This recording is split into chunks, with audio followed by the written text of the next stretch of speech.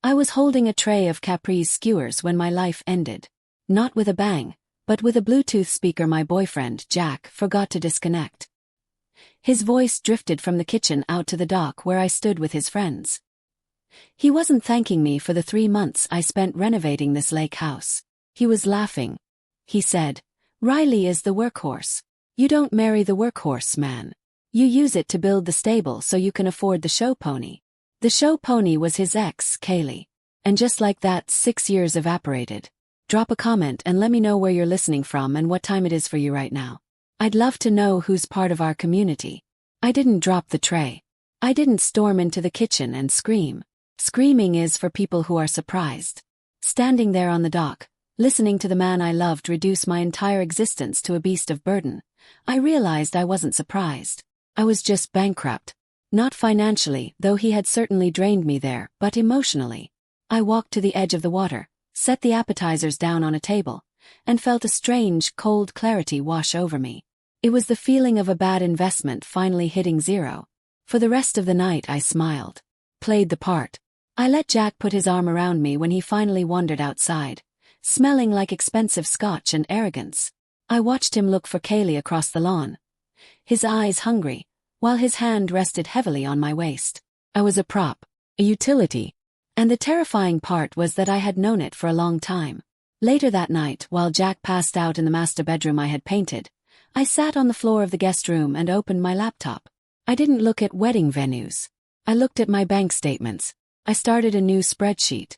I titled it, The Ledger of Sacrifice. I went back 6 years. I tracked every dollar. The student loan payments I made for him so he wouldn't default. The lease on the luxury SUV he insisted he needed for client appearances, because image was everything in architecture. The rent I covered alone for 2 years while he was building his brand. It totaled $28,000. That was the price of my admission to his life. People always ask why women stay. They look at situations like mine and say, "Why were you so weak? Why didn't you leave the first time he made you pay for dinner?" But it wasn't weakness. It was the sunk cost prison. It's a psychological trap that feels exactly like a physical cage. You convince yourself that you are an investor, not a victim. You tell yourself that you have already poured so much time, so much money, and so much love into this person that leaving now would mean losing it all. You think that if you just pay one more bill, if you just handle one more crisis, the investment will finally mature. You are waiting for the dividend of love that they promised you. But standing in that guest room, looking at the cold, hard numbers, I realized the market had crashed. There was no dividend. There was only debt. The next morning I expected an apology. Maybe he realized he'd been distant. Maybe he felt guilty. Instead I got an attack. Jack walked into the kitchen, shielding his eyes from the sun, and groaned. He looked at me, standing over the stove making his eggs, and let out a sigh of irritation. "You looked miserable last night, Riley," he said, grabbing a coffee. "It was embarrassing. Kaylee was actually asking me if you were sick. She said you looked tired." He was doing it again. The deflection. "I was tired," I said, my voice flat. "I spent 3 days tiling the backsplash." "That's the job, Riley," he snapped. "We're building a portfolio. But you walking around with a long face ruins the vibe. I told the guys you were just spiraling about money again. You know how you get manic." Froze. He wasn't just using me. He was managing his reputation by destroying mine. This was a whisper campaign. He was preemptively planting seeds with our mutual friends that I was unstable, obsessed with money, and fragile. That way, when he finally dumped me for the show pony, he would look like the victim escaping a crazy girlfriend. He was rewriting history while I was still standing in it. "We need to focus," he continued, ignoring my silence. "The landscaping is a disaster. My cousin August is coming next week to fix the grading, but we need curb appeal. I need you to pick up a few extra shifts to cover the materials. If this house doesn't sell, we're screwed." He didn't say "I'm screwed." He said "we." He loved using that word when there was a bill to pay. I looked at him. Really looked at him. I didn't see the charming architect anymore. I saw a parasite in a polo shirt. "Okay," I said. He blinked, surprised by my lack of fight. "Okay. Yeah," I lied. "I'll handle it." I wasn't going to handle the landscaping. I was going to handle him. The audit was finished. Now it was time for the liquidation. August arrived on a Tuesday. He pulled into the driveway in a battered truck that smelled like mulch and diesel, looking like everything Jack wasn't. Jack was polished loafers and empty promises. August was work boots and calloused hands. He didn't walk around pointing at things like he was directing a movie. He got on his knees and dug his hands into the earth. "The soil is dead," August said, looking up at me as I hauled a bag of cement from the garage. "Jack wants hydrangeas, but they won't survive this acidity. You need to treat the ground before you plant anything, or you're just decorating a grave." He stood up and took the cement bag from my shoulder without asking. It wasn't a performance of chivalry. It was just a man who saw work that needed doing and did it. Jack was inside, taking a call that I knew was just him scrolling through Kaylee's Instagram. For the next 3 days, August and I worked in silence while Jack played supervisor from the porch. I watched August work. He was methodical. He didn't cut corners. If a stone wasn't level, he reset it. If a root was rotten, he dug it out. He cared about the things nobody would ever see. On the third afternoon, it started to rain. Jack retreated inside immediately, complaining about his suede shoes. I stayed out to cover the supplies. August stayed with me. When we were done, soaked and shivering, he poured 2 mugs of coffee from his thermos and handed me one. We sat on the tailgate of his truck, watching the rain wash over the half-finished yard. "I saw the sketches in the dining room," August said, blowing steam off his cup. "The open concept layout for the kitchen. Did you draw those?" I nodded, bracing myself for a critique. Jack had laughed at them. He said they were quaint. "They're brilliant," August said. "The way you used the natural light to open up the space. It's intuitive. You have an eye for structure, Riley. Not just decoration. Structure." I stared at him.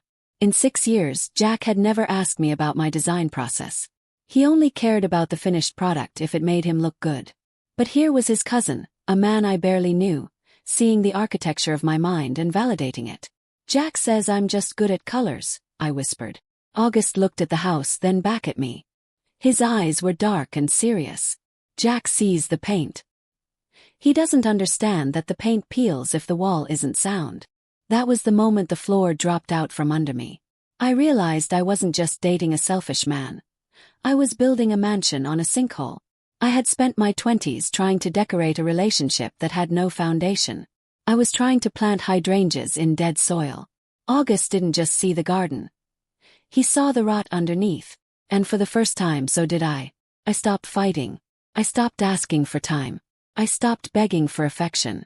I simply stopped. It's called the art of the silent withdrawal. When you scream, you are still engaging. You are still investing energy, hoping that if you are loud enough, they will finally hear you. But silence is the sound of a contract being voided. It is the psychological decoupling that happens when you realize the person you love is no longer a partner, but a liability. You don't leave physically. You leave emotionally. You retract your empathy, your labor, and your care, retreating into yourself to preserve what little capital you have left. I started with the logistics. I sat at my laptop and systematically removed myself from his life. I unlinked my credit card from his Uber Eats account. I changed the password to the Netflix he used. I opened a new bank account in my name only and routed my direct deposit there. I didn't announce it. I just did it. Then came the domestic strike. I stopped doing his laundry. When his pile grew into a mountain on the bedroom floor, he kicked it and huffed, waiting for me to pick it up. I stepped over it. I stopped buying his favorite snacks. I stopped cooking dinner for 2.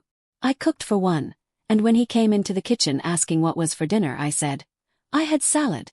There's cereal in the pantry." He didn't even notice at first. That's how invisible my labor had been. He just thought the universe was suddenly becoming inconvenient. But the crash came 2 weeks later. I was sketching in the living room when Jack stormed in, panic in his eyes. "Riley, my mom's birthday dinner is in an hour. Did you pick up the gift? Did you make the reservation?" For 6 years, I had been his social secretary. I bought the gifts, signed his name, booked the tables, and reminded him to call. I was the architect of his reputation as a good son. I didn't look up from my sketchpad. "No." He froze. "What do you mean, no?" "I mean I didn't do it," I said, turning a page. "She's your mother, Jack. Not mine." "Are you kidding me?" he shouted, his face turning red. You know I'm terrible at this stuff. How could you do this to me? You're making me look like an idiot. You're doing a fine job of that yourself, I said. My voice was calm. It didn't shake. I'm not your secretary, Jack. And I'm not your safety net anymore. He stared at me, mouth open, waiting for me to crack. Waiting for me to apologize and rush to fix it. I just looked back at him and I felt absolutely nothing. No guilt, no fear. Just the cold, hard peace of a woman who had finally closed the account. He stormed out, slamming the door, and I went back to my drawing. The decoupling was complete. I was ready to move. The exit wasn't a conversation. It was an evacuation. Jack had gone to a networking event in the city, which I knew, thanks to a shared calendar he forgot to hide, was actually drinks with Kaylee. He thought he was securing his future. He was actually clearing the way for his past to leave him. I had hired movers for a Tuesday morning. We didn't take everything. We took only what I had paid for. The sofa I bought when he was between checks. The 65-inch TV I purchased for his birthday that he never said thank you for. The espresso machine. The rugs. By noon the apartment echoed. It was a shell. Just like him. On the kitchen counter I left the spreadsheet. The ledger of sacrifice. I printed it out on heavy cardstock. $28,412. Next to it I left a note. The workhorse has retired. The stable is closed. Good luck with the show pony.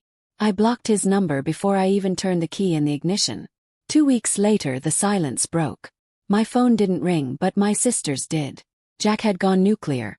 He was telling everyone. His parents, my parents, our mutual friends, that I had robbed him. He claimed I stole his furniture and abandoned him during a mental health crisis. He was playing the victim with Oscar-worthy commitment. It culminated at a family dinner at his parents' house. My sister, Samara, texted me. You need to get here. He's here. And he's lying. I drove over. I walked into the dining room to find Jack holding court, tears in his eyes, telling his mother how I had stripped the apartment bare out of spite. She took everything, Jack sobbed. Even the drafting table. My grandmother's drafting table. She sold it years ago, and now she claims she owns it. I stepped into the room. I didn't claim I own it, Jack. I claimed I paid for it. You sold it, he screamed, pointing at me. You pawned it when I was struggling. You erased my history. She didn't sell it. The voice came from the doorway behind me. It was August. He was holding a large object covered in a canvas drop cloth. He walked into the room, his presence filling the space, and set the object down. He pulled off the cloth. It was the drafting table. But it wasn't the scratched, water-damaged wreck I had dragged to the pawnshop 3 years ago when Jack needed rent money. It was pristine. The wood glowed with new varnish. The brass fittings were polished. Riley pawned this because you forced her to, August said. His voice low and dangerous. She cried the whole way there. Saw her. I went back the next day and bought it. I've had it in my workshop for 3 years. I stripped the rot. Fixed the legs. I kept it safe. He looked at me, not Jack. Because you don't sell history, Jack. You preserve it. This belongs to the person who actually respects the craft. It belongs to Riley. The room went silent. Jack looked at the table, then at August, his face draining of color. He realized in that moment that while he was busy looking for a show pony, his cousin had been quietly preserving the only thing that actually mattered. 3 months later, the architecture world gathered for the Silver Line Gala. It was the event of the season, where contracts were signed and reputations were cemented. Jack was there, of course, but he looked diminished. His suit didn't fit quite right, likely because he couldn't afford the tailor anymore. He was hovering near the bar, nursing a drink, scanning the room for a lifeline. He found one, or so he thought. Kaylee walked in. She was radiant in emerald green, every inch the socialite he had idolized. He practically sprinted to her side, whispering in her ear, laughing too loudly, trying to project an image of power he no longer possessed. Then he saw me. I walked in with August. I wasn't wearing the gray blending in colors Jack always preferred. I was wearing gold. I looked successful because I was. My freelance business had exploded once I stopped pouring my energy into a black hole. Jack couldn't handle it. He marched over to us, dragging Kaylee with him like a trophy. Well, well, Jack sneered, his voice slurred. Look who crawled out of the woodwork. Here to spend August's money now that you spent all of mine. The audacity silenced the nearby groups. People turned to watch. I don't need anyone's money, Jack, I said, my voice steady. I have my own. And I have my receipts. Receipts. Jack laughed, turning to Kaylee. She's delusional. She's obsessed with me, Kay. She can't stand that I upgraded. Kaylee pulled her arm from his grip. She looked at him with a mixture of pity and disgust. She didn't send the receipts to the IRS, Jack, Kaylee said, her voice cutting through the room. She sent them to me. Jack froze. What? The spreadsheet, Kaylee said. The $28,000. The recording of you calling me a show pony. Riley sent it all to me weeks ago.